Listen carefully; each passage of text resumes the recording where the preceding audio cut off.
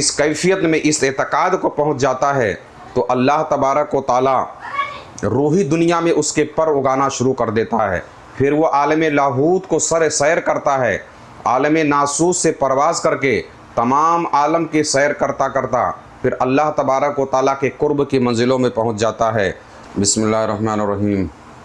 اللہم صلی وسلم علی سیدنا محمد وعلی آل سیدنا محمد کما تحب و ترضی بان تصلی علیہ صلی اللہ تعالی علیہ وسلم.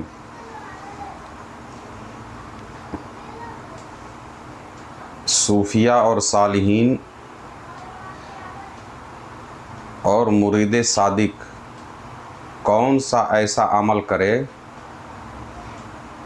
جس سے جہاں بھی اس کی نظر جائے وہاں اس کو اس کا پیر شیخ ہی نظر آئے.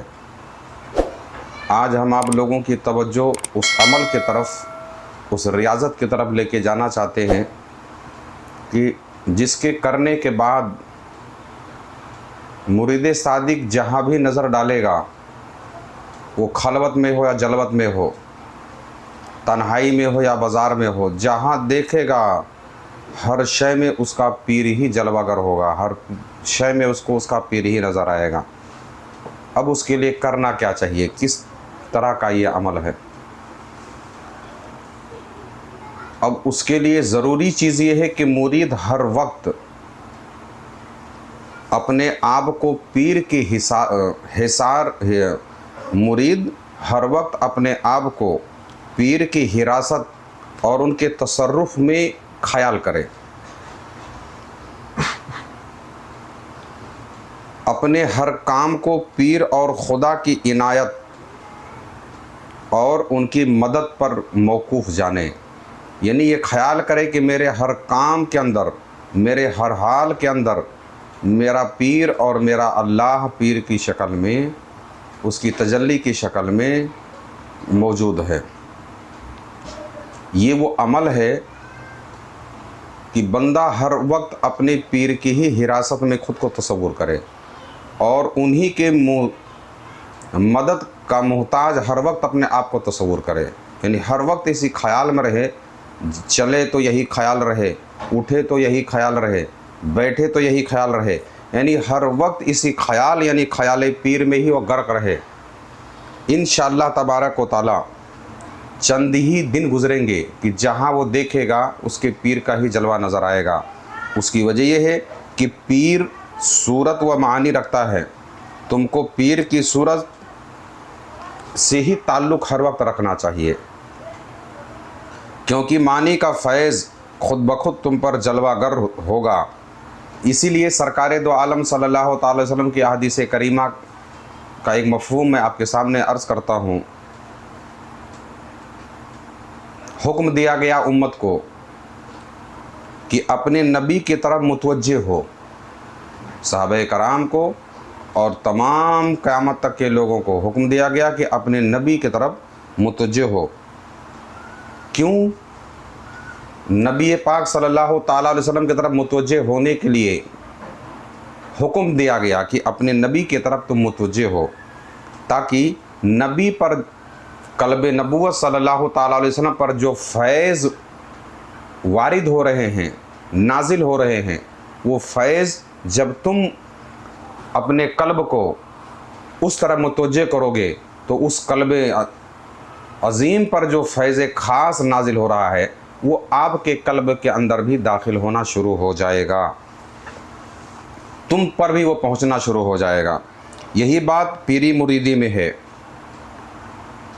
یہی بات اسی سے کیا نام ہے، پیری مریدی کے رشتے کو، پیر کے روح سے اپنے روح کو متصل کرنے کو، پیر کے قلب سے اپنے قلب کو متصل کرنے کو، اپنے خیال کو پیر کے خیال کی طرح متوجہ کرنے کے راستہ یہی سے صوفیہ نے نکالا ہے. اسی حکم کے تحت جو حکم دیا گیا کہ اپنے آپ کو، اے لوگوں تم اپنے نبی صلی اللہ تعالیٰ علیہ وسلم کی طرف متوجہ ہو جاؤ. متوجہ ہونے کا مطلب کیا ہے کہ اپنے قلب و روح کو ان کے طرف موڑ دو، تاکہ جو فیض اس قلب پاک پر نازل ہو رہے ہیں وہ فیض تمہارے قلوب کے اندر بھی آنا شروع ہو جائیں گے. خاص طور میں صوفیہ کہ اقوال بھی اسی سے ملتے ہیں۔ خاص طور میں اس میں قابل ذکر ہیں شیخ ہمدانی و منصور وغیرہ۔ ان لوگوں نے فرمایا کہ ہم لوگوں نے بھی، ان کا فرمان ہے، ان کے اقوال میں سے ہے کہ ہم نے بھی پیر کے دل میں خدا کو پایا، پیر کے دل میں ہی ہم نے خدا کو پایا، اور پیر کے ہی قلب میں ہم نے خدا کو پہچانا۔ اور ان کے نزدیک پیر کو نظر، یعنی یہ مشائخین کے نزدیک پیر کی نظر ہر وقت مرید کے قلب پہ رہتی ہے۔ جب تم اپنے خیال کو، اپنے قلب کو شیخ کے قلب سے کی طرف متوجہ کرو گے تو خود بخود آپ کے طرف آپ کے شیخ کی توجہ آپ کے قلب پر ہو جائے گی۔ پیر کے مرتبے کو سمجھنا یہ بہت بڑا کام ہے، بہت بڑے خوش نصیب لوگوں کا کام ہے، سعادت مندوں کے نصیبے کا یہ حصہ ہے جس کو تم اور ہم بہت نہیں سمجھ پا رہے ہیں۔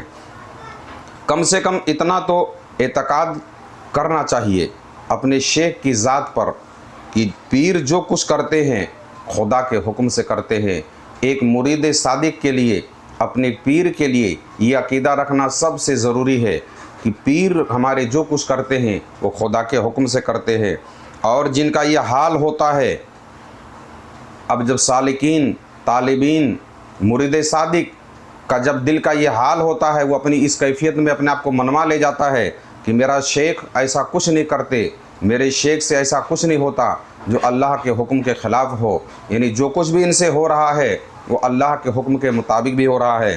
تو جب یہ مرید اس کیفیت میں، اس اعتقاد کو پہنچ جاتا ہے تو اللہ تبارک و تعالیٰ روحی دنیا میں اس کے پر اگانا شروع کر دیتا ہے۔ پھر وہ عالم لاہوت کو سیر کرتا ہے، عالم ناسوس سے پرواز کر کے تمام عالم کی سیر کرتا کرتا پھر اللہ تبارک و تعالیٰ کے قرب کی منزلوں میں پہنچ جاتا ہے۔ سیر اللہ کے لیے اس کی روح پرواز کرنا شروع کر دیتی ہے اور جا کر کے اللہ کے قرب میں پہنچ جاتی ہے۔ یہ خوش نصیبوں کا کام ہے، یہ نیک بختوں کا کام ہے، یہ سعادت مندوں کا کام ہے جن کو یہ حال نصیب ہو جائے۔ اب خاص بات یہ ہے کہ کبھی کبھی ایسا بھی ہوتا ہے کہ پیر کے پیر بھی شہر میں موجود ہوتے ہیں، ہے نا؟ تو یہ خیال آپ دل میں یہ پیدا کریں کہ اس روئے زمین پر آپ کے پیر سے بڑھ کر کوئی دوسرا بزرگ نہیں ہے، کیونکہ جو فیض بزرگ یا ولی چاہے جتنے بڑے ہوں، جو فیض خاص آپ کو آپ کے پیر سے پہنچ سکتا ہے کسی اور پیر سے نہیں پہنچ سکتا ہے۔ اب یہ اس لیے کیونکہ فائدہ جہاں سے آپ کو زیادہ حاصل ہونا ہے، آپ کو بھروسہ یقیناً وہیں زیادہ کرنا پڑے گا۔ اب اس میں ہمیں یہ عقیدہ رکھنا چاہیے اور خود کو منوا لینا چاہیے کہ اس روئے زمین پر ہمارے پیر سے بڑھ کر کوئی ولی نہیں ہے یا نہیں ہو سکتا ہے۔ یہ خیال انہی لوگوں کا ہو سکتا ہے جن کے تقدیر میں اللہ تبارک و تعالیٰ نے ولایت کو لکھ رکھا ہوگا۔ مگر اگر شہر کے اندر آپ کے پیر کے بھی پیر موجود ہوں، یعنی آپ کے دادا پیر بھی موجود ہوں، تب بھی یہی سمجھیں، تب بھی یہی سمجھنا چاہیے، یہی عقیدہ رکھنا چاہیے کہ جو فیض آپ کو آپ کے اپنے پیر سے پہنچ رہا ہے وہ پیر کے پیر یعنی دادا پیر سے نہیں پہنچ سکتا۔ یعنی جو فیض آپ کے پیر سے آپ کو پہنچ رہا ہے وہ فیض آپ کے پیر سے نہیں پہنچ سکتا۔ مگر آج کا تو اس دور میں تو پیری مریدی کا ٹوٹل فوکس ہی اسی چیز پر لوگوں نے کر رکھا ہے کہ پیر میں کوئی دم نہیں تو دادا پیر میں ہوگا، دادا پیر میں نہیں ہوگا تو پردادا پیر میں ہوگا۔ جب یہ دادا اور پردادا کی کہانیاں ہی سنانی تھی یا اسی سے ہم کو تسلی کرنا تھا تو پیر کی جھنجھٹ میں پڑنے کی ضرورت ہی کیا تھی؟ پیر جیسے کیا نام ہے اس کی ہمیں ضرورت کس چیز کی آن پڑی؟ یہ بات تو سب سے اور آگے تک اگر بڑھائیں تو بڑے پیر شیخ عبد القادر جیلانی بغدادی رضی اللہ تعالیٰ عنہ سے بڑا کون پیر ہو سکتا ہے، جنہوں نے کہہ بھی دیا مریدی لا تخف، کہ اے میرے مریدو بے خوف ہو جاؤ۔ اور اگر اس سے آگے بڑھیں تو سرکار دو عالم صلی اللہ تعالیٰ علیہ وسلم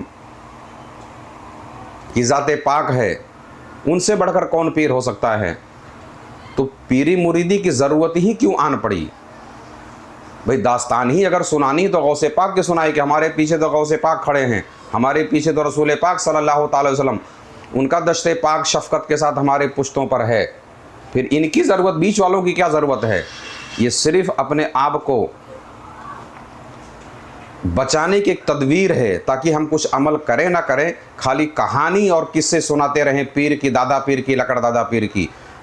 असल बात यह है, समझ लें कि जो तरबियत, जो इबादत और रियाजत के अंदर आपकी रहबरी आपके पीर कर सकते हैं, आपके दादा पीर नहीं कर सकते।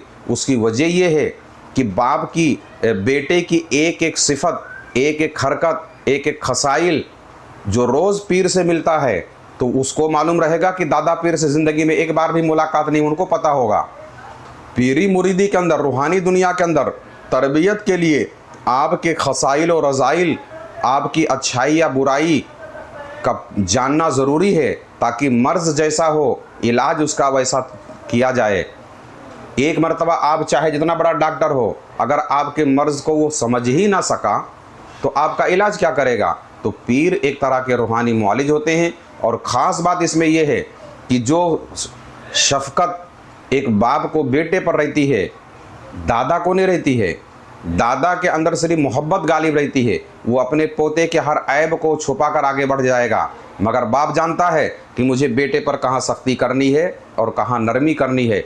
तो याद अपने दिमाग से बात को निकाल दें कि तरबियत जो आपके पीर आपके कर सकते हैं, जो फैज़ आप अपने पीर से ले सकते हैं, आगे वालों से बहुत मुश्किल है। हाँ, अगर तुम दिल से पीर के तालिब हो, अगर दिल से अपने पीर की अज़मत करते हो, और अगर ये पीर कामिल हैं, तो उनके पीर के जो पीर हैं वो भी तुम पर मेहरबान होंगे, तुम्हारे भरोसे और एतकाद की वो ख़ुद तारीफ़ करेंगे। जैसा कि हज़रत ख्वाजा फरीदुद्दीन और ख्वाजा कुतुबुद्दीन और ख्वाजा मोइनुद्दीन के हिकायात अगर आप लोगों ने सुना होगा कि पीर और दादा पीर के मामलात क्या हैं, तो एक बात याद रखें कि तरबियत का जो मामला आपके पीर आपको कर सकते हैं, वो आपके दादा पीर नहीं कर सकते। आज की हमारी ये बात बताने का मकसद ये है कि हम क्या करें जिससे चारों सू, ज़र्रे ज़र्रे में, हर शक्ल में आपके पीर नज़र आएँ। जो तरीका हमने बताया उस पर अमल करें, इंशाअल्लाह तबारक व तआला अल्लाह के फ़ज़ल व करम से आपके अंदर परवाज़ की ताकत आएगी और इस आलम से उस आलम की सैर के लिए रूह परवाज़ करेगी। अल्लाह तबारक व तआला अपने फ़ज़ल व करम से हम सब पर फ़ज़ल ख़ास फ़रमाए और अपने क़ुर्ब की मंज़िल नसीब फ़रमाए। आमीन सुम्मा आमीन बिरहमतिका या अरहमर राहिमीन। अगर आप भी कुछ रूहानी खिदमत करना चाहते हैं तो इस चैनल को सब्सक्राइब करें और इसका लिंक भी शेयर करें।